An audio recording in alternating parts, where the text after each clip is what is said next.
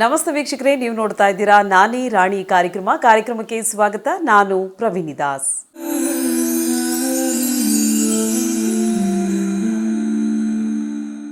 ವೀಕ್ಷಕರೇ, ನಿಮಗೆಲ್ಲ ಗೊತ್ತಿರೋ ಹಾಗೆ ನಮ್ಮ ಕಾರ್ಯಕ್ರಮದ ಮುಖಾಂತರವಾಗಿ ಪ್ರತಿಯೊಂದು ಸಂಚಿಕೆಯಲ್ಲೂ ಕೂಡ ಮಹಿಳಾ ಸಾಧಕಿಯನ್ನು ಗುರುತಿಸಿ ನಾವು ನಿಮಗೆ ಪರಿಚಯವನ್ನು ಮಾಡಿಸ್ತಾ ಇದ್ದೀವಿ. ಹಾಗೆ ಇವತ್ತಿನ ಕಾರ್ಯಕ್ರಮದಲ್ಲೂ ಕೂಡ ಒಬ್ಬರು ಮಹಿಳಾ ಸಾಧಕಿ ನಮ್ಮೊಟ್ಟಿಗೆ ಇದ್ದಾರೆ. ಇವರು ಅಂಕಣಕಾರ್ತಿ, ಹಿರಿಯ ಸಾಹಿತಿ, ನಾಟಕ, ಕಥೆ, ಕವನ, ಕಾದಂಬರಿಗಳನ್ನು ಬರೆದಿದ್ದಾರೆ. ಸುಮಾರು 75ಕ್ಕೂ ಹೆಚ್ಚು ಕಾದಂಬರಿಗಳು, ಕೃತಿಗಳು ಬಿಡುಗಡೆಯನ್ನಗೊಂಡಿದ್ದಾವೆ. ಹಾಗೆ ಇವರು ಬರೆದಂಥ ಎಷ್ಟೋ ಪುಸ್ತಕಗಳು ರಾಜ್ಯದ ಹಲವು ವಿಶ್ವವಿದ್ಯಾನಿಲಯಗಳಲ್ಲಿ ಪಠ್ಯಪುಸ್ತಕವಾಗಿಯೂ ಕೂಡ ಹೊರಬಂದಿದ್ದಾವೆ. ಹಾಗೆ ವೈದ್ಯಕೀಯ ಕ್ಷೇತ್ರದಲ್ಲೂ ಕೂಡ ಹಲವಾರು ಸಾಧನೆಯನ್ನು ಗೈದಿದ್ದಾರೆ, ಹಲವಾರು ಪ್ರಶಸ್ತಿಗಳನ್ನು ಮುಡಿಗೇರಿಸಿಕೊಂಡಿದ್ದಾರೆ.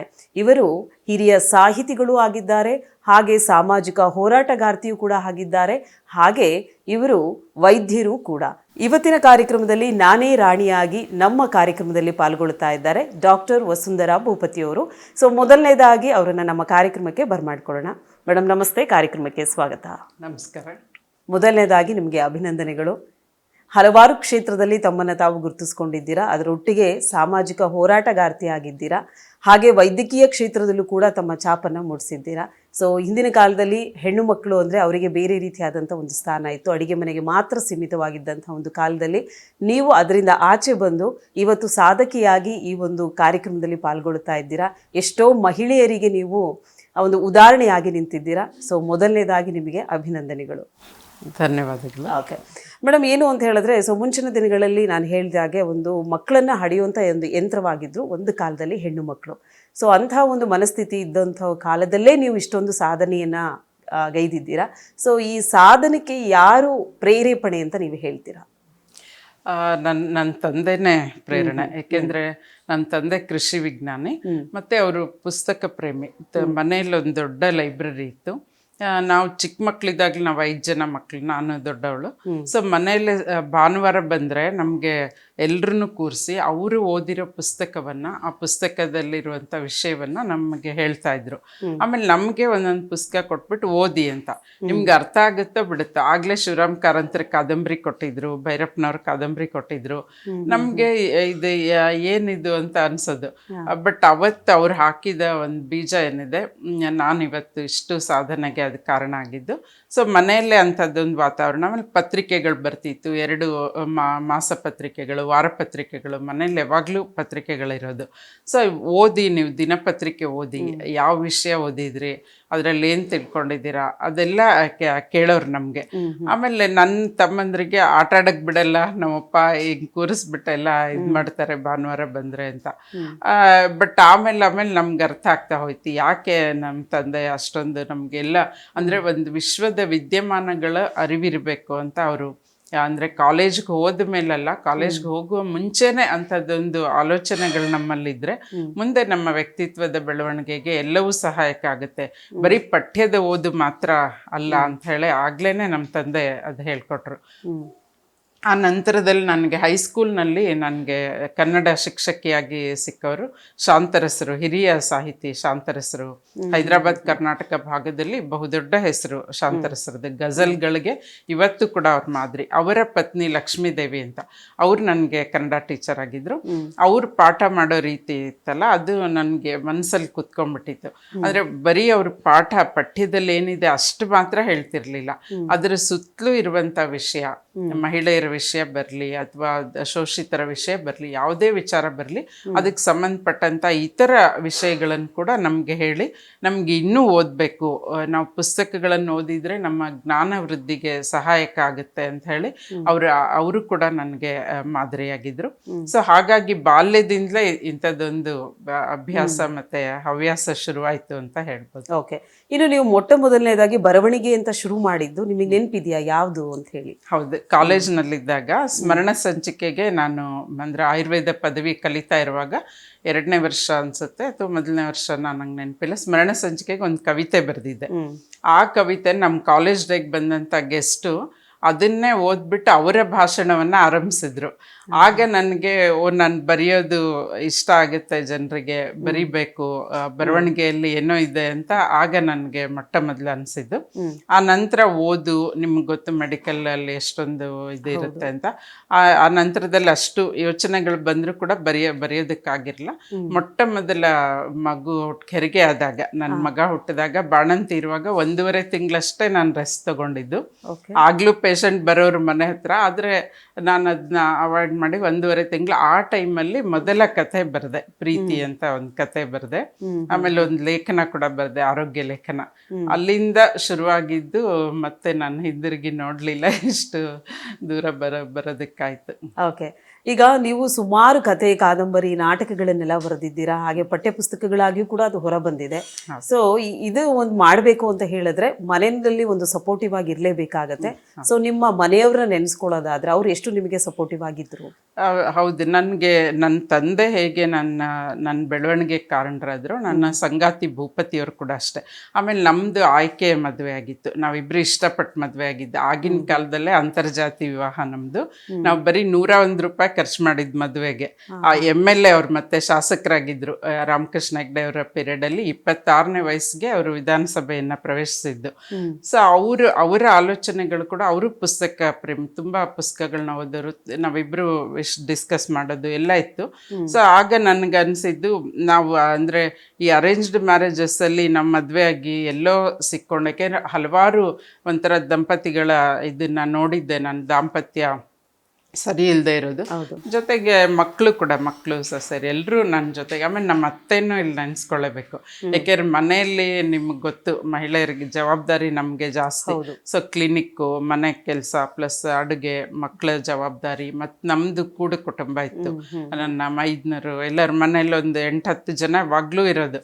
ಸೊ ಕೆಲಸ ಜಾಸ್ತಿ. ಸೊ ಅಂಥದ್ರಲ್ಲಿ ನಮ್ಮ ಅತ್ತೆಯವರು, ಅವರು ಇಲ್ಲ ನಿನ್ಗೇನು ಇಷ್ಟ ನೀನು ಮಾಡು, ನನ್ನ ಜೊತೆ ಆಗಿದ್ದೀನಿ ಅಂತ ಅವರು ತುಂಬ ನನ್ನ ಹೆಗ್ಲಿಗೆ ಕೊಟ್ಟರು.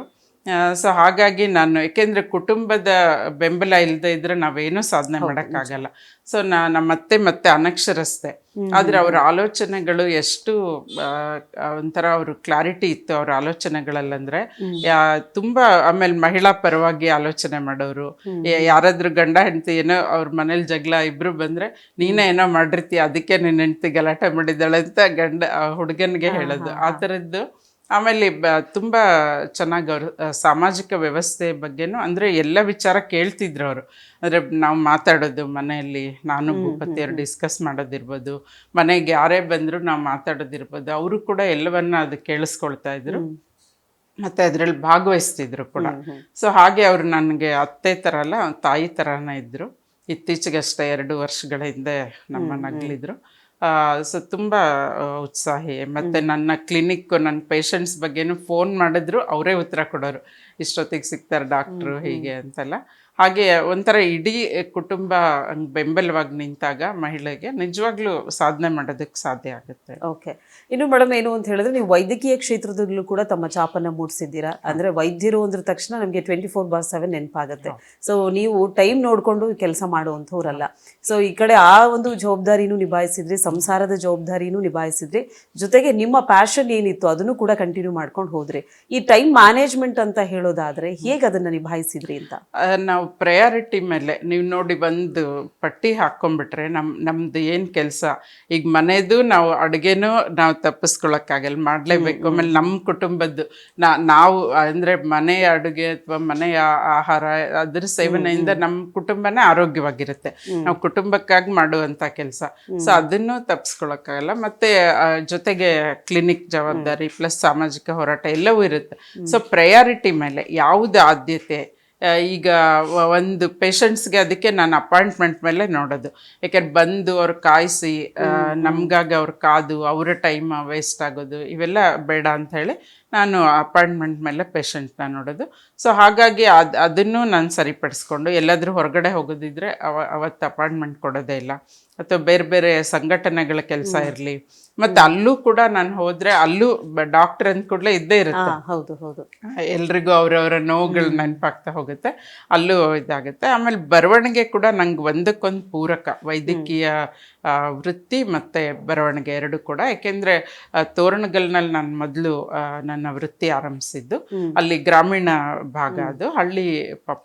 ಅಲ್ಲೇನಂತ ಹೇಳಿದ್ರೆ ಒಬ್ಬ ಹೆಣ್ಮಗಳು ಗರ್ಭಿಣಿ ಬಂದ್ಲು. ನಾನು ಹೀಗೆ ನೋಡಮ್ಮ, ಇನ್ಮೇಲೆ ನೀನು ಚೆನ್ನಾಗಿ ಹಾಲು ಹಣ್ಣು ಎಲ್ಲ ತಗೊಳ್ಬೇಕು, ನಿನ್ನ ಆರೋಗ್ಯ ಚೆನ್ನಾಗಿರ್ಬೇಕು ಅಂದರೆ ನೀನೊಬ್ಳೆ ಎಲ್ಲ, ಮಗುನೂ ಇದೆ ನಿನ್ನ ಹೊಟ್ಟೆಯಲ್ಲಿ ಅಂತ ಹೇಳಿದಾಗ ಆಕೆ ಹೇಳಿದ್ದೊಂದು ಮಾತು, ಡಾಕ್ಟ್ರೇ ನನ್ನ ಜೀವನದಲ್ಲಿ ಹಣ್ಣು ಅಂತ ನೋಡ್ರಿದ್ದು ಹುಣಸೆ ಹಣ್ಣು ಮಾತ್ರ ಅಂತ. ನನಗೆ ಅವಾಗ ಕಣ್ಣಲ್ಲಿ ನೀರೇ ಬಂದ್ಬಿಡ್ತು. ಏನಿದು ಅಂದರೆ, ನಾವು ಔಷಧಿ ಬರ್ಕೊಟ್ರೆ ಅವ್ರಿಗೆ ಔಷಧಿ ಎಷ್ಟು ತಗೊಳ್ತಾರೆ, ತಗೊಳ್ಳೋಷ್ಟು ಅವ್ರಿಗೆ ಕೆಪಾಸಿಟಿ ಇದೆಯಾ? ಸೊ ಇದಕ್ಕೇನಾದರೂ ಒಂದು ಪರಿಹಾರ ನಾವು ಯೋಚನೆ ಮಾಡಬೇಕಲ್ಲ ಅಂಥೇಳಿ ಆಗ ನಾನು ನುಗ್ಗೆ ಸೊಪ್ಪಿನ ಬಳಕೆ ಬಗ್ಗೆ ಅಂದರೆ ಓದಿದ್ದು ನಾನು. ಸೊ ನಂತರ ಅದನ್ನ ಪ್ರಯೋಗದಲ್ಲಿ ತೊಡಗಿದೆ. ನುಗ್ಗೆ ಸೊಪ್ಪಿನ ರಸವನ್ನು ಪ್ರತಿದಿನ ಒಂದು 4 ಚಮಚ ರಸ ಜೇನುತುಪ್ಪದ ಜೊತೆಗೆ ತಗೊಳಕ್ಕೆ ಹೇಳಿದೆ. ಒಂದು 15 ದಿನದಲ್ಲೇ ಆಕೆಯಲ್ಲಿ ಹಿಮೋಗ್ಲೋಬಿನ್ ಜಾಸ್ತಿ ಆಯಿತು, 1 ಗ್ರಾಮ್ನಷ್ಟು ಹಿಮೋಗ್ಲೋಬಿನ್.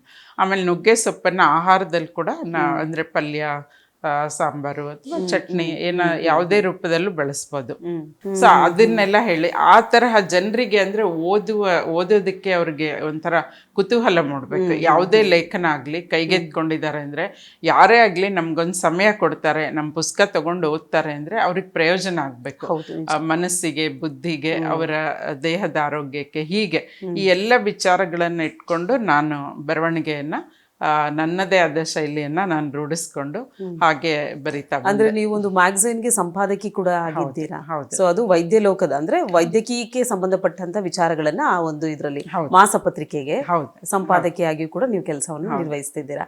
ವೀಕ್ಷಕರೇ, ಇವತ್ತಿನ ಕಾರ್ಯಕ್ರಮದ ಮುಖಾಂತರವಾಗಿ ಅಂದ್ರೆ ನಾನೇ ರಾಣಿಯಾಗಿ ಇವತ್ತು ಯಾರಿದ್ದಾರೆ ಅಂತ ನಿಮ್ಗೆ ಪರಿಚಯವನ್ನ ನೀಡ್ತಾ ಹೋಗ್ತಾ ಇದ್ದೀನಿ. ಅವರು ಒಂದು ಕ್ಷೇತ್ರದಲ್ಲಿ ಅಲ್ಲ, ಹಲವಾರು ಕ್ಷೇತ್ರದಲ್ಲಿ ತಮ್ಮನ್ನ ತಾವು ಗುರುತಿಸ್ಕೊಂಡಿದ್ದಾರೆ. ಸೊ ಯಾವ ಕ್ಷೇತ್ರದಲ್ಲಿ ಯಾವ ರೀತಿಯಾಗಿ ಅವರು ಛಾಪನ್ನ ಮೂಡಿಸಿದ್ದಾರೆ ಅಂತ ನಾವು ತಿಳ್ಕೊಳ್ತಾ ಇದ್ದೀವಿ. ಇನ್ನು ವೈದ್ಯಕೀಯ ಕ್ಷೇತ್ರವಾಗಿರ್ಬೋದು, ಸಾಹಿತ್ಯ ಲೋಕದಲ್ಲಾಗಿರ್ಬೋದು ತಮ್ಮ ಛಾಪನ್ನ ಮೂಡಿಸಿದ್ರು. ಹಾಗೆ ಬರವಣಿಗೆಯ ಮುಖಾಂತರವಾಗಿ ಸಮಾಜವನ್ನ ತಿದ್ದುವಂತ ಒಂದು ಕೆಲಸವನ್ನ ಮಾಡ್ತಿದ್ದಾರೆ. ಆಯುರ್ವೇದ ಡಾಕ್ಟರ್ ಆಗಿಯೂ ಕೂಡ ಕೆಲಸವನ್ನ ನಿರ್ವಹಿಸ್ತಾ ಇದ್ದಾರೆ.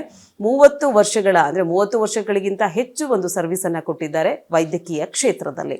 ಹಾಗೆ ಅವರ ಪತಿ ದೇವರು ರಾಜಕೀಯ ಕ್ಷೇತ್ರದಲ್ಲಿ ಇದ್ದಂಥವ್ರು. ಹಾಗಿದ್ರೆ ನಿಮ್ಗೆ ಯಾವತ್ತಾದ್ರೂ ರಾಜಕೀಯಕ್ಕೆ ಹೋಗ್ಬೇಕು ಅಂತ ಅನ್ಸಿಲ್ವಾ, ಅಥವಾ ಅದ್ರ ಬಗ್ಗೆ ಇಂಟ್ರೆಸ್ಟ್ ಇಲ್ವಾ? ಇಲ್ಲ, ಖಂಡಿತ ಇಲ್ಲ. ಬಟ್ ರಾಜಕೀಯ ಬೇಕು. ಯಾಕೆಂದ್ರೆ ನಾವು ಏನೇ ಪಾಲಿಸಿ ಮೇಕಿಂಗ್ ಮಾಡೋದೇ ರಾಜಕೀಯದಲ್ಲಿ, ಅಂದ್ರೆ ಸರ್ಕಾರನೇ ನಿರ್ಧಾರ ಮಾಡೋದು.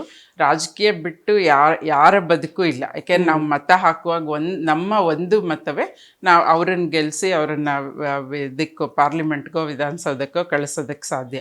ಸೊ ರಾಜಕೀಯ ಬೇಕು ನಮ್ಗೆ. ಆದ್ರೆ ಇನ್ನೂ ನೋಡಿ, ಮೀಸಲಾತಿ, ಮಹಿಳಾ ಮೀಸಲಾತಿ ಇನ್ನೂ ಸಾಧ್ಯವಾಗಿಲ್ಲ.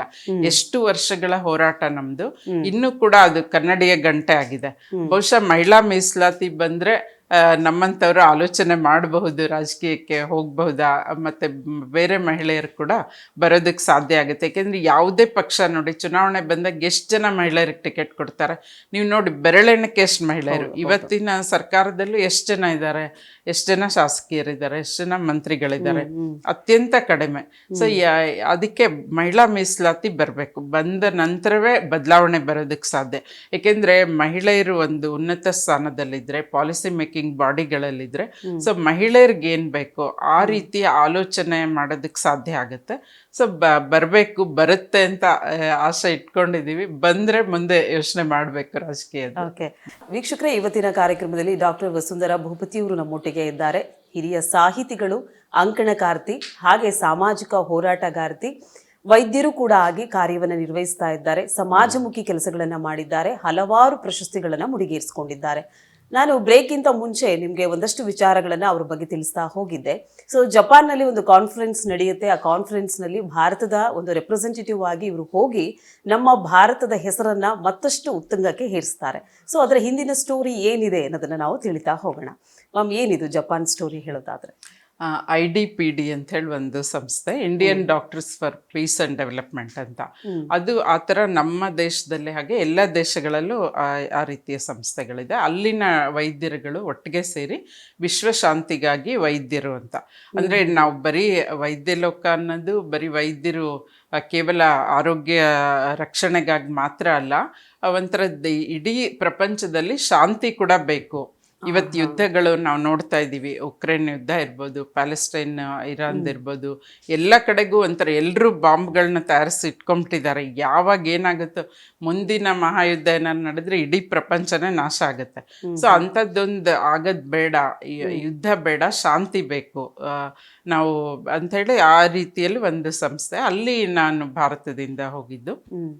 ಅಲ್ಲಿ ನಿಜಕ್ಕೂ, ಯಾಕೆಂದರೆ ಜಪಾನ್ ಹಿರೋಶಿಮಾ ನಾಗಸಾಕಿ ಏನಿದೆ, ಹಿರೋಶಿಮಾದಲ್ಲಿ ಈ ಸಮ್ಮೇಳನ ಜರುಗಿದ್ದು. ಅಲ್ಲಿ ಅವರು ಹಿರೋಶಿಮಾದಲ್ಲಿ ಹಿಂದೆ ನಿಮ್ಗೆ ಗೊತ್ತು, ಮಹಾಯುದ್ಧ ನಡೆದಾಗ, 2ನೇ ಮಹಾಯುದ್ಧದಲ್ಲಿ ಬಾಂಬ್ ಬ್ಲಾಸ್ಟ್ ಆಗಿ ಎಷ್ಟು ಜನ, ಇಡೀ ಊರೇ ನಾಶ ಆಯಿತು. ಸೊ ಅಲ್ಲಿ ನಮ್ಮದು ಸಮ್ಮೇಳನ, ಅಲ್ಲಿ ಪ್ರತಿ ಹಾಳು ಬಿದ್ದು ಹೋಗಿದೆ ಇಡೀ ಊರು. ಆಮೇಲೆ ಇವತ್ತು ಕೂಡ ಅಲ್ಲಿ ಬೆಳೆಯುವಂತಹ ಬೆಳೆಯಲ್ಲಿ ವಿಷ ಇರುತ್ತೆ. ಆಮೇಲೆ ಅಲ್ಲಿ ನೀರು, ಅಂತರ್ಜಲದಲ್ಲಿ ಕೂಡ ವಿಷ ಇರುತ್ತೆ. ಆ ನೀರನ್ನು ಕುಡಿದವರು ಅಥವಾ ಆ ಬೆಳೆಯನ್ನ ಸೇವನೆ ಮಾಡಿದವರು ಅವ್ರ ಆರೋಗ್ಯ 30-35 ವರ್ಷಕ್ಕೆ ಅವರು ಸತ್ತು ಹೋಗ್ತಾರೆ, ಬದುಕೋದಕ್ಕೆ ಸಾಧ್ಯನೇ ಇಲ್ಲ. ಗರ್ಭಿಣಿಯರಲ್ಲಿ ಮಗು ಒಳಗೆ ಬೆಳವಣಿಗೆನೇ ಆಗಲ್ಲ, ಅಂತಹ ಪರಿಸ್ಥಿತಿ. ಸೊ ಅಲ್ಲಿ ನಮಗೆ ಕಣ್ಣೀರಲ್ಲ, ಕಣ್ಣಲ್ಲಿ ರಕ್ತನೇ ಬರುತ್ತೆ ಅಲ್ಲಿನ ಪರಿಸ್ಥಿತಿ ನೋಡಿದ್ರೆ. ಆಮೇಲೆ ಅಲ್ಲಿ ಆ ಸಂದರ್ಭದಲ್ಲಿ ಅಲ್ಲಿ ಯಾರ್ಯಾರು ಕೆಲಸ ಮಾಡಿದ್ರಲ್ಲ ವೈದ್ಯರು, ಅವ್ರುಗಳೆಲ್ಲ ಸೇರಿದ್ರು. ಅವರು ತಮ್ಮ ಅನುಭವವನ್ನ ನಮ್ಮ ಜೊತೆ ಹಂಚ್ಕೊಂಡ್ರು. ಒಬ್ಬ ವೈದ್ಯರು ಅಲ್ಲಿ ಜಪಾನ್ನಲ್ಲಿ, ನಿಮ್ಗೆ ಗೊತ್ತು, ದೀರ್ಘಾಯಸ್ಸು, ಅವ್ರಿಗೆ 100 ವರ್ಷದ ಒಬ್ಬ ವೈದ್ಯರು ಇದ್ರು, ಒಬ್ಬರೇ 98 ವರ್ಷದವರು. ಅವಾಗ ಯುದ್ಧ ನಡೆದಾಗ ಅವ್ರು ಇನ್ನೂ ಚಿಕ್ಕವರು, ಆಗ್ತಾನೆ ಮೆಡಿಕಲ್ ಮುಗಿಸಿ ಹೊರಗಡೆ ಬಂದಿರೋಂಥವ್ರು. ಅವ್ರು ಹೇಳ್ತಾ ಇದ್ರು ಹೇಗಿತ್ತು ಪರಿಸ್ಥಿತಿ. ಒಂದು ಮನೆ ಹೊರಗಡೆ ಹಿಂಗೆ ಬೆಳಗಿನ 9 ಗಂಟೆ ಸಮಯದಲ್ಲಿ ಅದು ಬಾಂಬ್ ಬ್ಲಾಸ್ಟ್ ಆಗಿದ್ದು. ಮಗುವನ್ನು ಸ್ಕೂಲಿಗೆ ಕಳಿಸ್ಬೇಕು ಅಂತ ತಾಯಿ ಸ್ಕೂಲ್ ಬ್ಯಾಗು, ಮಗುವಿನ ಕ್ಯಾರಿಯರು ಎಲ್ಲ ತೊಗೊಂಡು ಬಂದು ಸೈಕಲ್ನಲ್ಲಿಟ್ಟು, ಆ ಮಗು ಸೈಕಲ್ ಹತ್ತಬೇಕು, ಆ ಟೈಮಲ್ಲಿ ಬಾಂಬ್ ಬ್ಲಾಸ್ಟು. ಅದು ಹಾಗೆ ಬಿದ್ದಿರೋ ಛಿದ್ರ ಆಗಿರೋದು ಎಲ್ಲವೂ. ಇನ್ನು ಹೆಣ್ಣು ಭ್ರೂಣ ಹತ್ಯೆ ಸಂಸ್ಥೆಯ ಸದಸ್ಯರಾಗಿ ಇವರು ಕಾರ್ಯನಿರ್ವಹಿಸ್ತಾ ಇದ್ದಾರೆ. ರಾಜ್ಯ ಸರ್ಕಾರದಿಂದ ಆ ಒಂದು ಹುದ್ದೆಯನ್ನು ಅಲಂಕರಿಸಿದ್ದಾರೆ. ಸೊ ಈ ಒಂದು ಹಿನ್ನೆಲೆ ಏನು ಅಂದರೆ, ಯಾಕೆ ಇದನ್ನು ಸ್ಥಾಪನೆ ಮಾಡಲಾಯಿತು ಏನು ಅನ್ನೋದನ್ನು ನಾವು ಅವ್ರ ಬಾಯಿಂದಲೇ ಕೇಳ್ತಾ ಹೋಗೋಣ. ಹೆಣ್ಣು ಭ್ರೂಣ ಹತ್ಯೆ ಮುಂಚಿನ ದಿನಗಳಿಂದಲೂ ಕೂಡ ಬರ್ತಾ ಇದೆ. ಸೊ ಈಗಲೂ ಕೂಡ ನಾವೆಲ್ಲರೂ ಕೂಡ ಎಜುಕೇಟೆಡ್ ಆಗಿದ್ದೀವಿ, ಬುದ್ಧಿವಂತರು ಇದ್ದೀವಿ, ವಿದ್ಯಾವಂತರು ಇದ್ದೀವಿ. ಆದರೂ ಕೂಡ ಈ ರೀತಿಯಾದಂಥ ತಪ್ಪುಗಳು ಸಮಾಜದಲ್ಲಿ ನಡೀತಾ ಇದೆ. ಸೊ ಇದ್ರ ಬಗ್ಗೆ ನೀವೇನು ಹೇಳೋಕೆ ಇಷ್ಟಪಡ್ತೀರಾ? ಯಾಕೆಂದರೆ ನೋಡಿ, ಹೆಣ್ಣು ಭ್ರೂಣ ಹತ್ಯೆ ಅನ್ನೋದು ಮೊದಲು ಹೆಣ್ಣು ಶಿಶು ಹತ್ಯೆ ಮಾಡ್ತಾ ಇದ್ರು. ಅಂದ್ರೆ ಭ್ರೂಣ ಹತ್ಯೆಗೆ ಮುಂಚೆ ಶಿಶು ಹತ್ಯೆ, ಹುಟ್ಟಿದ ನಂತರ ಮಗುವನ್ನ ಅದೇ ದಿಂಬಿಟ್ಬಿಟ್ಟು ಸಾಯಿಸೋದಿರ್ಬೋದು, ನೀರಲ್ಲಿ ಮುಳುಗಿಸಿ ಸಾಯಿಸೋದಿರ್ಬೋದು. ಸೊ ಪಾಂಡಿಚೇರಿಯಲ್ಲಿ ಒಂದು ಘಟನೆ ಅಂತೂ ಕುಕ್ಕರ್ನಲ್ಲಿ ಹಾಕಿ ಬೇಯಿಸಿದ್ದಾರೆ ಮಗುನ ಸಾಯಿಸೋಕ್ಕೆ. ಸೊ ಇವೆಲ್ಲ ನಮಗೆ ಬಹಳ ಒಂಥರ ಆತಂಕಕಾರಿ ಮತ್ತು ದಿಗಿಲು ಹುಟ್ಟಿಸುವಂಥ ಸಂಗತಿಗಳು. ಅದಾದ ನಂತರ ಹೆಣ್ಣು ಭ್ರೂಣ ಹತ್ಯೆ ಯಾವಾಗ ಶುರುವಾಯಿತು ಅಂದರೆ, ಈ ಅಲ್ಟ್ರಾಸೌಂಡ್ ಸ್ಕ್ಯಾನಿಂಗ್ ಏನು ಶುರುವಾಯಿತು, ಸೊ ಧ್ವನಿ ಅಲೆಗಳ ಮುಖಾಂತರ ನಾವು ಭ್ರೂಣದ ಬೆಳವಣಿಗೆಯನ್ನು ಮತ್ತು ಆರೋಗ್ಯವನ್ನು ಕಂಡುಹಿಡಿಯೋಕ್ಕೆ ವೈದ್ಯ ಲೋಕದಲ್ಲಿ ಬಂದಿರುವಂಥ ಆವಿಷ್ಕಾರ ಅದು. ಅದು ನಮಗೆ ಮಾನವನ ಒಳಿತಿಗೆ ಸಹಾಯ ಆಗಬೇಕು. ಯಾವುದೇ ಆವಿಷ್ಕಾರ ಆಗಲಿ ಮಾನವನ ಮಾರಕ ಆಗಿ ಪರಿಣಮಿಸಬಾರ್ದು ಮಾನವನಿಗೆ. ಆದರೆ ಇದೇನಾಯಿತು, ನಮ್ಮ ವೈದ್ಯರು ನೋಡಿದಾಗ ಅಲ್ಲಿ ಹೆಣ್ಣು ಅಥವಾ ಗಂಡು ಅನ್ನುವಂಥ ಒಂದು 3ನೇ ತಿಂಗಳಲ್ಲಿ, ಅಂದರೆ 3.5 ತಿಂಗಳಾಗಿರಬೇಕು, 14 ವೀಕ್ಸಲ್ಲಿ ನಮ್ಗೆ ಗೊತ್ತಾಗುತ್ತೆ ಹೆಣ್ಣು ಅಥವಾ ಗಂಡು ಅಂತ. ಅದನ್ನು ಹೇಳೋದಕ್ಕೆ ಶುರು ಮಾಡಿದಾಗ ನಮ್ಮ ದೇಶದ ವ್ಯವಸ್ಥೆಯಲ್ಲಿ ಏನಿದೆ, ಗಂಡು ಮಗುನೇ ಶ್ರೇಷ್ಠ ಅನ್ನೋದು ಇವತ್ತು ಕೂಡ ಇದೆ. ಗಂಡು ಮಗು ಇದ್ದರೆ ಮೋಕ್ಷ ಸಿಗುತ್ತೆ. ಗಂಡು ಮಗು ಇವತ್ತು 4-5 ಹೆಣ್ಮಕ್ಳ ನಂತರ ಒಂದು ಗಂಡು ಮಗು ಆಗೋವರೆಗೂ ಎಷ್ಟೋ ಜನ ಕಾಯ್ತಿದ್ದಾರೆ. ಆಮೇಲೆ ಈಗಂತೂ ನಮಗೆ 1-2 ಮಗು ಬೇಕು ಅಂತ, ಅದು ಗಂಡೇ ಬೇಕು ಅಂತ, ಒಂದೇ ಮಗು ಆಗಲಿ ಗಂಡೇ ಇರಲಿ ಅನ್ನುವಂಥದ್ದು. ಸೊ ಆ ರೀತಿಯ ಮನೋಭಾವ ಇರೋದ್ರಿಂದ ಸೊ ವೈದ್ಯರು ಏನು ಮಾಡಿದ್ರು, ಇದು ಹೆಣ್ಣು ಗಂಡು ಅಂತ ಹೇಳಿದಾಗ ಹೆಣ್ಣು ಅಂದ ಕೂಡಲೇ ಅದನ್ನು ಅಬಾರ್ಷನ್ ಮಾಡ್ಕೊಳ್ಳೋವಂಥ ವ್ಯವಸ್ಥೆ ಶುರುವಾಯಿತು. ಅದು ಎಲ್ಲಿ ಅಂದರೆ ಪಂಜಾಬ್ ಹರಿಯಾಣದಲ್ಲಿ ತುಂಬ ಹೆಚ್ಚಾಗಾಯಿತು. ಸೊ ಆಗ ಒಂದು 10 ವರ್ಷಗಳ ನಂತರ ಅಲ್ಲಿ ಹೆಣ್ಣು ಮಕ್ಕಳ ಸಂಖ್ಯೆ ಕ್ಷೀಣಿಸ್ತು. ಸೊ ತುಂಬ ಕಡಿಮೆ ಆದಮೇಲೆ ಆಗ ಸರ್ಕಾರ ಎಚ್ಚೆತ್ಕೊಳ್ತು. ಆಮೇಲೆ ಮಹಿಳಾ ಸಂಘಟನೆಗಳು ಎಲ್ಲ ಹೋರಾಟಗಳು ಮಾಡಿ ಆಮೇಲೆ ನಂತರ ಎಲ್ಲ ರಾಜ್ಯಗಳಲ್ಲೂ ಶುರುವಾಯಿತು. ರಾಜಸ್ಥಾನ ಆಮೇಲೆ ಕರ್ನಾಟಕಕ್ಕೂ ನಮ್ಮ ನಾರ್ತಲ್ಲಿ ಶುರು ಆದಮೇಲೆ ಸ್ವಲ್ಪ ಕೆಲವು ವರ್ಷಗಳ ನಂತರ ಸೌತಲ್ಲೂ ಸ್ಟಾರ್ಟ್ ಆಯಿತು. ಅದಾದ ನಂತರ 1994 PCPNDT ಆ್ಯಕ್ಟ್ ಅಂತ PNDT ಬಂತು. First prenatal determination, sex determination ಟೆಸ್ಟ್ದು ಅದು ಅದಕ್ಕೊಂದು ಸಮಿತಿ ಮಾಡಿದ್ರು. ಆ ನಂತರ ಈಗೇನಿದ್ರೆ PC ಕೂಡ ಸೇರಿದೆ, ಪ್ರೀ ಕನ್ಸೆಪ್ಷನ್. ಅಂದರೆ ನಮಗೆ ಗರ್ಭ ಧರಿಸೋಕೆ ಮುಂಚೆನೆ ನಮಗೆ ಹೆಣ್ಣು ಗಂಡು ಬೇಕಂದ್ರೆ ತಳಿ ವಿಜ್ಞಾನದ ಮುಖಾಂತರ ಈ ಜೆನೆಟಿಕಲ್ ಸೈನ್ಸ್ ಏನಿದೆ ಅದ್ರ ಮುಖಾಂತರ XY ಕ್ರೋಮೋಸೋಮ್ ನಮ್ಗೆ ಗೊತ್ತು, ಗಂಡು ಹುಟ್ಟೋದಕ್ಕೆ ಕಾರಣ XX ಕ್ರೋಮೋಸೋಮ್ಸ್ ಹೆಣ್ಣು. ನೋಡಿ ಸಮಾಜ ಹೇಗಿದೆ ಅಂದರೆ ಹೆಣ್ಣು ಹುಟ್ಟಕ್ಕೂ ಗಂಡು ಹುಟ್ಟಕ್ಕೂ ಗಂಡೇ ಕಾರಣ. ಆದರೆ ಹೆಣ್ಣಿನ ಮೇಲೆ ಅದರ ಆಪಾದನೆ, ಹೆಣ್ಣು ಹುಟ್ಟಿದ್ರೆ ಇವಳು ಬರೀ ಹೆಣ್ಣೆ ಹುಟ್ತಾ ಇದೆ, ಇನ್ನೊಂದು ಮದುವೆ ಮಾಡು, ಸೊ ಇವಳನ್ನ ಹೊರಗೆ ಹಾಕೋದಿರ್ಬೋದು, ಆ ಮಕ್ಕಳು ಹೊರಗಡೆ ಬೀಳ್ತವೆ ಅಂಥದ್ದು ಎಷ್ಟೋ ಕುಟುಂಬಗಳು ಇವತ್ತು ನಾವು ನೋಡ್ತಾ ಇದ್ದೀವಿ. ಸೊ ಹಾಗಾಗಿ PC ಅನ್ನೋದು ಕೂಡ ಸೇರ್ತು. PC ಅಂಡ್ PNDT ಅಂತ ಹೇಳಿ ಒಂದು ಕಾಯ್ದೆನೇ ಜಾರಿ ಮಾಡ್ತು ಸರ್ಕಾರ. ಅದ್ರ ಮುಖಾಂತರ ಇದು ಎಲ್ಲೆಲ್ಲಿ ಈ ಥರದ್ದು ಹೆಣ್ಣು ಭ್ರೂಣ ಹತ್ಯೆ, ಏಕೆಂದರೆ ಡಾಕ್ಟ್ರುಗಳೇ ಹೇಳೋದು, ರೇಡಿಯಾಲಜಿಸ್ಟು ಗಂಡ ಹೆಂಡತಿ ಅಥವಾ ಅತ್ತೆ ಸೊಸೆ ಬಂದು ಕೇಳಿದಾಗ ಸೊ ಹೆಣ್ಣೋ ಗಂಡು ಅಂತ ಹೇಳೋದು. ಈಗ ಡಾಕ್ಟ್ರುಗಳೇ ಹೇಳ್ದೇ ಇದ್ರೆ ಎಲ್ಲಿ ನಡೆಯುತ್ತೆ ಹೇಳಿ? ಹೌದು, ನಿಜ.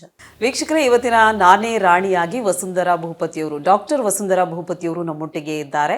ಸೊ ಅವರು ಯಾವ ಯಾವ ಕ್ಷೇತ್ರದಲ್ಲಿ ತಮ್ಮ ಛಾಪನ್ನ ಮೂಡಿಸಿದ್ದಾರೆ, ಅವರ ಹಿನ್ನೆಲೆ ಏನಿತ್ತು, ಅವರ ಕತೆ ಏನಿತ್ತು ಅಂತ ನಾವು ತಿಳಿತಾ ಹೋಗ್ತಾ ಇದ್ದೀವಿ. ಸೊ ಹಲವಾರು ಕ್ಷೇತ್ರದಲ್ಲಿ ತಮ್ಮ ಛಾಪನ್ನ ಮೂಡಿಸಿದ್ದಾರೆ. ಹಾಗೆ ನಾನು ಕಾರ್ಯಕ್ರಮದ ಪ್ರಾರಂಭದಲ್ಲಿ ನಿಮ್ಗೆ ಹೇಳಿದೆ, ಹಲವಾರು ಪ್ರಶಸ್ತಿಗಳನ್ನ ಮುಡಿಗೇರಿಸಿಕೊಂಡಿದ್ದಾರೆ ಅಂತ ಹೇಳಿ. ಜೀವಮಾನ ಸಾಧನೆಗಾಗಿಯೂ ಕೂಡ ಅವರಿಗೆ ಒಂದು ಪ್ರಶಸ್ತಿ ಲಭಿಸಿದೆ. ಮೇಡಮ್, ನಿಮ್ಗೆ ನೆನಪಿದೆಯಾ ಇದುವರೆಗೂ ನಾನು ಎಷ್ಟು ಪ್ರಶಸ್ತಿಗಳನ್ನ ತಗೊಂಡಿದ್ದೀವಿ ಅಂತ? ಖಂಡಿತ ಇಲ್ಲ, ಬಂದಿರ್ಬೋದು ಒಂದು 30-40 ಹೆಚ್ಚೆ ಬಂದಿರ್ಬೋದು. ಬಟ್ ಪ್ರಶಸ್ತಿಗಳೇನಿದೆ ಅಂದ್ರೆ ಒಂದು ಜವಾಬ್ದಾರಿಯನ್ನು ಹೆಚ್ಚು ಮಾಡ್ತವೆ. ಆಮೇಲೆ ನಮ್ಮ ಕೆಲಸವನ್ನ ಗುರುತಿಸಿದಾಗ, ನಾನು ಹೇಳದ್ನ ನಮ್ಮ ಕೆಲಸನೇ ನಮ್ಮ ಗುರುತಿಸುವಿಕೆ ಅಂತ ಹೇಳಿ. ಯಾಕೆಂದ್ರೆ ನಮ್ಮ ಯಾವುದೇ ಆಗ್ಲಿ ಈ ತರ ಯಾರೋ ಒಂದು ಸಂಸ್ಥೆ ಅಥವಾ ಸರ್ಕಾರ ಆಗ್ಲಿ ಗುರುತಿಸಿ ಒಂದು ಅವಾರ್ಡ್ ಕೊಟ್ಟಾಗ ಅದು ಖಂಡಿತ ಸಂತೋಷನೂ ಕೊಡುತ್ತೆ, ಜವಾಬ್ದಾರಿನೂ ಹೆಚ್ಚು ಮಾಡುತ್ತೆ, ಇನ್ನೂ ಹೆಚ್ಚಿನ ಕೆಲಸಕ್ಕೆ ನಮಗೆ ಪ್ರೇರಣೆಯನ್ನು ಕೊಡುತ್ತೆ. ಆಮೇಲೆ ಇನ್ನೂ ನಾವು ಬೆಳಿಬೇಕು, ಇನ್ನೂ ಸಾಧನೆ ಮಾಡಬೇಕು ಅನ್ನುವಂತಹ ಮನಸ್ಥಿತಿಯನ್ನು ಕೂಡ ಪ್ರಶಸ್ತಿಗಳು ಉಂಟು ಮಾಡುತ್ತೆ ಅಂತ ಹೇಳಿ ನಂಗೆ ಅನ್ಸುತ್ತೆ. ಇನ್ನು ಮೇಡಮ್, ಇದು ನಾನೇ ರಾಣಿ ಕಾರ್ಯಕ್ರಮ ಏನು ಅಂತ ಹೇಳಿ ಮಹಿಳಾ ಸಾಧಕಿಯರನ್ನ ಗುರುತಿಸಿ ಅವರನ್ನ ಪರಿಚಯಿಸ್ತಾ ಇದ್ದೀವಿ. ಯಾಕೆ ಅಂತ ಹೇಳಿದ್ರೆ, ನೀವೆಲ್ಲರೂ ಕೂಡ ಸಾಧನೆಯ ಮೆಟ್ಟಿಲನ್ನ ಏರಿರ್ತೀರಾ. ನಿಮ್ಮ ಹಿಂದೆ ಅಂದರೆ ಒಂದು ಸಾಧನೆ ಮಾಡಬೇಕು ಅಂತ ಹೇಳಿದ್ರೆ ನಾವು ಬಾಯಲ್ಲಿ ಹೇಳಿದಷ್ಟು ಸುಲಭ ಅಲ್ಲ. ಸೊ ಅದಕ್ಕೆ ಒಂದು ಕಠಿಣವಾದಂಥ ಶ್ರಮ ಬೇಕಾಗತ್ತೆ. ಸೊ ನೀವು ಎಷ್ಟು ಸ್ಟ್ರಗಲ್ ಪಟ್ಟಿರ್ತೀರಾ, ಸಾಧನೆಯ ಹಾದಿಯನ್ನು ಹೇಗೆ ತಲುಪಿರ್ತೀರಾ. ಸೊ ಇದೆಲ್ಲ ಈಗಿನ ಯುವ ಪೀಳಿಗೆಗೆ ಒಂದು ಮಾದರಿ ಆಗಲಿ ಅನ್ನೋ ಒಂದು ಉದ್ದೇಶ ಇಟ್ಕೊಂಡು ಈ ಒಂದು ಪ್ರೋಗ್ರಾಮ್ನ ನಾವು ಮಾಡ್ತಾ ಇರುವಂಥದ್ದು. ಸೊ ಈಗಿನ ಹೆಣ್ಣು ಮಕ್ಕಳಿಗೆ, ಸ್ಪೆಷಲಿ ಮಹಿಳೆಯರಿಗೆ ನೀವೊಂದು ಮೆಸೇಜ್ ಅಂತ ಕೊಡೋದಾದರೆ ಏನು ಕೊಡೋದಕ್ಕೆ ಇಷ್ಟಪಡ್ತೀರಾ? ಖಂಡಿತ, ಯಾಕೆಂದರೆ ನಾನೇ ರಾಣಿ ಹೆಸರೇನೆ ಒಂದು ವಿಶೇಷವಾದಂಥ ಹೆಸರು. ಯಾಕೆಂದರೆ ಪ್ರತಿಯೊಬ್ಬರು, ನನ್ನ ಪ್ರಕಾರ ಪ್ರತಿಯೊಬ್ಬರು ರಾಣಿಯರೇ, ಯಾಕೆ ರಾಜ್ಕುಮಾರಿಯರೇ. ನಾನು ಎಲ್ಲೇ ಹೋಗಲಿ ಅದನ್ನು ಹೇಳ್ತಾ ಇರ್ತೀನಿ, ನಿಮಗೆ ನೀವು ಖಂಡಿತ ನಾವು ಯಾವುದೇ ಇನ್ಫೀರಿಯರ್ ಅಥವಾ ಕೀಳರಿಮೆಯನ್ನು ಅನುಭವಿಸ್ಬೇಡಿ ಅಂತ. ಯಾಕೆಂದರೆ ನಾವು ಗಂಡು ಹೆಣ್ಣು ಅನ್ನುವಂಥ ಭೇದ ಭಾವ ಖಂಡಿತ ಬೇಡ. ಯಾಕೆಂದರೆ ಇಬ್ಬರು ಸಮಾನರು, ಎರಡು ಪ್ರಕೃತಿ ಇಬ್ಬರಿಗೂ ಸಮಾನವಾದ ಅವಕಾಶಗಳನ್ನು, ಸಮಾನವಾದ ಎಲ್ಲ ಇದನ್ನು ನೀಡಿದೆ. ನಮಗೆಲ್ಲ ರೀತಿಯ ಹಕ್ಕುಗಳು ಇದೆ ಮಹಿಳೆಯರಿಗೆ. ಸೊ ನಾವು ಒಂದೇನು ಅಂತ ಹೇಳಿದ್ರೆ, ನಮಗೆ ನಾವೇ ಕೆಲವ್ರು ಬಣ್ಣ, ನಾನು ಕಪ್ಪಗಿದ್ದೀನಿ ಅಂತಲೋ, ಅಥವಾ ಹಲ್ಲುಬ್ಬು ಅಂತಲೋ, ಅಥವಾ ನಾನು ಚೆನ್ನಾಗಿಲ್ಲ, ಕುಳ್ಳಗಿದ್ದೀನಿ, ಅಥವಾ ಸಣ್ಣಗಿದ್ದೀನಿ, ದಪ್ಪ ಇದ್ದೀನಿ, ಈಗ ಹಲವಾರು ರೀತಿಯ ಕೀಳರಿಮೆಯನ್ನು ಅನುಭವಿಸ್ತಿದ್ದಾರೆ. ಆದರೆ ಖಂಡಿತ ಅವುಗಳ ಬಗ್ಗೆ ಕೀಳರಿಮೆ ಬೇಡ, ಬೌದ್ಧಿಕವಾಗಿ ಬೆಳೆಯಿರಿ. ನೀವು ಬೌದ್ಧಿಕ ಸಾಮರ್ಥ್ಯ ನಿಮ್ಮಲ್ಲಿ ಹೆಚ್ಚಿಸ್ಕೊಂಡಷ್ಟು ನೀವು ಹೇಗೆ ಇದ್ರೂ ಜನ ನಿಮ್ಮನ್ನು ಗೌರವಿಸ್ತಾರೆ, ಪ್ರೀತಿಸ್ತಾರೆ. ಆಮೇಲೆ ಗೌರವವನ್ನು ಸಂಪಾದಿಸೋದಿದೆಯಲ್ಲ, ಅದು ತಮಾಷೆ ಅಲ್ಲ. ಅದು ಏಕೆಂದರೆ ಅವರಾಗಿ ಕೊಡಬೇಕಾಗತ್ತೆ ಪ್ರೀತಿ ಗೌರವಗಳು. ಆಮೇಲೆ ಪರಸ್ಪರ ಬಂದಾಗ ಅದಿನ್ನೂ ಹೆಚ್ಚಾಗುತ್ತೆ. ಆಮೇಲೆ ಪ್ರತಿಯೊಬ್ಬ ಹೆಣ್ಮಕ್ಳಿಗೂ ಆಮೇಲೆ ಸಮಾನತೆಯ ಸಮಾಜ ಆಗಬೇಕು ನನ್ನ ಪ್ರಕಾರ. ಯಾಕೆಂದರೆ ಯಾರೂ ಹೆಚ್ಚಲ್ಲ, ಗಂಡು ಹೆಚ್ಚಲ್ಲ, ಹೆಣ್ಣು ಹೆಚ್ಚಲ್ಲ, ಇಬ್ಬರು ಸಮಾನರು. ಯಾಕೆಂದರೆ ಕುಟುಂಬದಲ್ಲೇ ಆಗಲಿ, ಇವತ್ತು ನೋಡಿ ಅಡುಗೆ ಮನೆ ಕೆಲಸಕ್ಕೆ ಇಬ್ಬರು ಹೊರಗಡೆ ದುಡಿತಿರ್ತಾರೆ. ಗಂಡು ಮಕ್ಳು ಎಲ್ಲದಕ್ಕೂ ಸಹಾಯ ಮಾಡಿದರೆ, ಅಡುಗೆಯಲ್ಲಿ ಒಬ್ಬರು ತರಕಾರಿ ಹೆಚ್ಚಿಕೊಟ್ರೆ ಒಬ್ರು ಅಡುಗೆ ಮಾಡಿದ್ರೆ ಎಷ್ಟು ಬೇಗ ಅಡುಗೆ ಆಗುತ್ತೆ. ಸೊ ಅದೇ ರೀತಿಯಲ್ಲಿ ಸಮಾಜದಲ್ಲಿ ಕೂಡ ಅಷ್ಟೇ, ಯಾವುದೇ ಕೆಲಸ ಆಗಲಿ. ಆಮೇಲೆ ನಮ್ಮ ನಿಮಾನ್ಸ್ನಲ್ಲೂ ಒಂದು ಸ್ಟಡಿ ಹೇಳುತ್ತೆ, ಮಹಿಳೆಯರು ಉನ್ನತ ಹುದ್ದೆಗಳಲ್ಲಿ ಎಲ್ಲಿ ಮಹಿಳೆಯರು ಮುಖ್ಯವಾದ ಸ್ಥಾನಗಳಲ್ಲಿದ್ದಾರೋ ಅವ್ರು ತೆಗೆದುಕೊಳ್ಳುವಂಥ ಡಿಸಿಷನ್ಗಳೇನಿದೆ ಅವು ನಿಜಕ್ಕೂ ತುಂಬ ಪರಿಣಾಮಕಾರಿಯಾದಂತಹ ಡಿಸಿಷನ್ಗಳು ಅಂತ ಹೇಳಿ ಅಲ್ಲೂ ಸಾಬೀತಾಗಿರುವಂತಹದ್ದು. ಸೊ ಹಾಗಾಗಿ ನಾವು ಯಾವುದೇ ವಿಷಯದಲ್ಲಿ ಯಾರಿಗೂ ಏನೂ ಕಡಿಮೆ ಇಲ್ಲ. ಮತ್ತೆ ನಮ್ಮನ್ನು ನಾವು ಕಂಡ್ಕೊಳ್ಬೇಕು, ಅಂದರೆ ನಮ್ಮ ವ್ಯಕ್ತಿತ್ವದ ಬೆಳವಣಿಗೆಗೆ ನಾವೇ ಹೆಚ್ಚು ಶ್ರಮ ಪಡ್ಬೇಕು. ಯಾಕೆಂದರೆ ಯಾರೋ ಬಂದ್ ಮಾಡ್ತಾರೆ, ಯಾವುದೋ ಒಂದು ಸಿದ್ಧವಾಗಿರೋದು ಅಂತ ಅಲ್ಲ, ನಮ್ಗೆ ಯಾವುದೂ ಸಿದ್ಧವಾಗಿರಲ್ಲ. ಎಲ್ಲಿ ಹೋದರೂ ನಮಗೆ ನಾವೇ ಹೋರಾಟ ಮಾಡಿ ಸಂಪಾದಿಸ್ಕೊಳ್ಬೇಕಾಗತ್ತೆ ನಮ್ಗೇನು ಬೇಕೋ ಅದನ್ನು. ಸೊ ಹಾಗಾಗಿ ಪ್ರತಿಯೊಬ್ಬ ಮಹಿಳೆನೂ ಆತ್ಮಸ್ಥೈರ್ಯವನ್ನು ಹೊಂದಬೇಕು, ಮತ್ತು ಆತ್ಮ ಗೌರವವನ್ನು ಕಾಪಾಡ್ಕೊಳ್ಬೇಕು, ಮತ್ತು ಬೇರೆಯವ್ರಿಗೆ ಸಹಾಯ ಮಾಡುವಂಥದ್ದು. ಇತರ ಮಹಿಳೆಯರನ್ನು ನಮ್ಮಂತೆ ಅಂತ ಗುರುತಿಸಿ ನಮಗೆ ಎಷ್ಟು ಸಾಧ್ಯ ಆಗುತ್ತೋ ಅಷ್ಟು ಅವ್ರಿಗೆ ಸಹಾಯ ಮಾಡುವಂಥದ್ದು, ಮತ್ತು ಅವರು ಮೇಲೆ ಬರೋದಕ್ಕೆ ಕೂಡ ನಮ್ಮ ಏನೆಲ್ಲ ಆಗುತ್ತೋ ಸಹಾಯ ಮಾಡಬೇಕು ಅಂತ ಹೇಳಿ ನನಗೆ ಅನ್ಸುತ್ತೆ. ಆ ನಿಟ್ಟಿನಲ್ಲಿ ಪ್ರತಿಯೊಬ್ಬ ಮಹಿಳೆನೂ, ಈಗ ಮಹಿಳಾ ದಿನಾಚರಣೆ ಕೂಡ ಬರ್ತಾ ಇದೆ March 8ರಂದು. ಸೊ ಎಲ್ಲರೂ ಕೂಡ ನಾವು ಇಷ್ಟು ವರ್ಷಗಳಾದರೂ, ಏಕೆಂದರೆ ಮಹಿಳಾ ದಿನಾಚರಣೆ ಆಚರಿಸ್ತಾನೆ ಬರ್ತಾ ಇದ್ದೀವಿ ಅದೆಷ್ಟು ವರ್ಷಗಳಿಂದ, ಆದರೂ ಇನ್ನೂ ಸಮಾನತೆಯ ಇದು ಸಾಧ್ಯ ಆಗಿಲ್ಲ. ಸಮಾನತೆ ಹೋಗಲಿ, ಸುರಕ್ಷತೆ ಸಾಧ್ಯವಾಗಿಲ್ಲ. ಏಕೆಂದರೆ ಅತ್ಯಾಚಾರದ ಪ್ರಕರಣಗಳು, ದೌರ್ಜನ್ಯದ ಪ್ರಕರಣಗಳು ಇವತ್ತು ಕಣ್ಣಿಗೆ ರಾಚುವಂತೆ ಆಗ್ತಾ ಇದೆ. ಸೊ ಅದಕ್ಕೆ ಅದು ಬದಲಾಗಬೇಕು ಅಂತ. ಅಂದರೆ ಗಂಡು ಮಕ್ಕಳಲ್ಲೂ ನಾವು ಹೆಣ್ಣು ಮಕ್ಕಳನ್ನ ಬೆಳೆಸೋದ್ರಲ್ಲಿ ಸರಿಯಾಗಿ ಬೆಳೆಸ್ತಾ ಇದ್ದೀವಿ. ಸಂಜೆ ಬೇಗ ಬಾ ಅಂತ ಹೇಳೋದಿರ್ಬೋದು, 7 ಗಂಟೆ ಒಳಗೆ ಬಾ, ಅಥವಾ ನಿನ್ನ ಫ್ರೆಂಡ್ಸ್ ಯಾರು, ನೀನು ಎಲ್ಲಿ ಹೋಗ್ತೀಯ ಅಲ್ವ. ಆದರೆ ಗಂಡು ಮಕ್ಳಿಗೆ ನಾವು ಹೇಳ್ತೀವ ಅವ್ನ ಎಲ್ಲಿ ಹೋಗ್ತಾನೆ, ಅವ್ನ ಫ್ರೆಂಡ್ಸ್ ಎಂಥವ್ರು, ಆಮೇಲೆ ಹೆಣ್ಮಕ್ಳ ವಿಷಯದಲ್ಲಿ ಹೇಗೆ ನಡ್ಕೊಳ್ತಾನೆ. ಸೊ ಇದನ್ನು ನಾವು ಗಂಡು ಮಕ್ಕಳಿಗೂ ಇದನ್ನ ಕಲಿಸ್ಬೇಕಾಗಿದೆ. ಗಂಡು ಮಕ್ಕಳನ್ನು ತಿದ್ದಬೇಕಾದಂತಹ ಜವಾಬ್ದಾರಿ ನಮ್ಮೆಲ್ಲರೂ ತಾಯಂದ್ರಾಗಿ ಅಥವಾ ಹೆಣ್ಮಕ್ಳಾಗಿ ನಮ್ಮ ಮೇಲಿದೆ ಅಂತ ಹೇಳಿ ನಂಗೆ ಅನಿಸುತ್ತೆ. ಅವರ ಮನೋಭಾವ ಬದಲಾದರೆ, ಅಂದರೆ ಹೆಣ್ಣು ಅಂದರೆ ದೇಹ ಮಾತ್ರ ಅಲ್ಲ, ಆಕೆನೂ ಒಬ್ಬ ಮನುಷ್ಯಳು, ಆಕೆಯಲ್ಲೂ ಎಲ್ಲ ಇದು ಆಲೋಚನೆಗಳಿರುತ್ತೆ. ಆಕೆಯ ಮನಸ್ಥಿತಿಯನ್ನು ನಾವು ಗೌರವಿಸ್ಬೇಕು, ಬೌದ್ಧಿಕವಾಗಿ ಆಕೆ ಬೆಳೆಯೋದಕ್ಕೆ ಅವಕಾಶ ಮಾಡಿಕೊಡ್ಬೇಕು ಅಂತ ಹೇಳಿ ಪ್ರತಿಯೊಬ್ಬ ಗಂಡು ಕೂಡ ಆಲೋಚನೆ ಮಾಡಬೇಕು, ಗಂಡಸರು ಆಲೋಚನೆ ಮಾಡಬೇಕಾಗುತ್ತೆ. ಸೊ ಆಗ ನಿಜವಾದ ಸಮಾನತೆ ಜಗತ್ತು, ನಿಜವಾದ ಒಂದು ಸಾಮಾಜಿಕ ಸ್ವಾಸ್ಥ್ಯ ನಾವು ಕಾಪಾಡಿದಂತಾಗುತ್ತೆ. ನಾವು ಹೇಗೆ ವೈದ್ಯರಾಗಿ ಕುಟುಂಬದ ಆರೋಗ್ಯ ಎಲ್ಲ ಚೆನ್ನಾಗಿರ್ಬೇಕು ಅಂತ ಬಯಸ್ತೇವೋ, ಸಾಮಾಜಿಕ ಆರೋಗ್ಯಕ್ಕೆ ಕೂಡ ಹೆಣ್ಣು ಮಕ್ಕಳ ದೌರ್ಜನ್ಯಗಳು ನಿಲ್ಲಬೇಕು. ಹೆಣ್ಮಕ್ಳ ಮೇಲಿನ ದೌರ್ಜನ್ಯ ನಿಂತಾಗ ನಿಜವಾಗ್ಲೂ ಸ್ವಸ್ಥ ಸಮಾಜ ನಿರ್ಮಾಣ ಆಗೋದಕ್ಕೆ ಸಾಧ್ಯ ಆಗುತ್ತೆ. ಅದು ಸಾಧ್ಯ ಆಗಬೇಕು ಅಂತ ಬಯಸ್ತೇನೆ. ಓಕೆ ಮ್ಯಾಮ್, ಇದುವರೆಗೂ ನಮ್ಮ ಕಾರ್ಯಕ್ರಮದಲ್ಲಿ ಭಾಗವಹಿಸಿದಿರಿ. ನಾನೇ ರಾಣಿಯಾಗಿ ಇವತ್ತು ನಮ್ಮ ಕಾರ್ಯಕ್ರಮದ ಮುಖಾಂತರವಾಗಿ ಇವತ್ತಿನ ಯುವ ಪೀಳಿಗೆಗೆ ಹಾಗೆ ಮಹಿಳೆಯರಿಗೆ ಒಂದಷ್ಟು ಮೆಸೇಜ್ಗಳನ್ನ ನೀವು ಸೆಂಡ್ ಮಾಡಿದ್ದೀರಾ. ನಮ್ಮ ಕಾರ್ಯಕ್ರಮಕ್ಕೆ ಭಾಗವಹಿಸಿ ಸಾಕಷ್ಟು ಒಂದು ವಿಚಾರವನ್ನು ತಿಳಿಸ್ಕೊಟ್ಟಿದ್ದಕ್ಕಾಗಿ ಧನ್ಯವಾದಗಳು. ನಮಸ್ಕಾರ ವೀಕ್ಷಕರೇ, ಇವತ್ತಿನ ನಾನೇ ರಾಣಿಯಾಗಿ ಡಾಕ್ಟರ್ ವಸುಂಧರಾ ಭೂಪತಿಯವರು ನಮ್ಮೊಟ್ಟಿಗೆ ಇದ್ದರು. ಒಂದಷ್ಟು ವಿಚಾರಗಳನ್ನು ನಮಗೊಟ್ಟಿಗೆ ಹಂಚಿಕೊಂಡಿದ್ದಾರೆ. ಇವತ್ತಿನ ಕಾರ್ಯಕ್ರಮ ನಿಮ್ಮೆಲ್ಲರಿಗೂ ಕೂಡ ಇಷ್ಟವಾಗಿದೆ ಅಂತ ಭಾವಿಸ್ತಾ ಕಾರ್ಯಕ್ರಮವನ್ನು ಮುಕ್ತಾಯಗೊಳಿಸ್ತಾ ಇದ್ದೀನಿ. ಮತ್ತೆ ನಿಮ್ಮ ಭೇಟಿ ಮುಂದಿನ ರಾಣಿಯೊಂದಿಗೆ. ಅಲ್ಲಿವರೆಗೂ ನೋಡ್ತಾ ಇರಿ, ಇದು ಅಶ್ವವೇಗ ನ್ಯೂಸ್, ಸತ್ಯಾನ್ವೇಷಣೆಯ ಓಟದಲ್ಲಿ.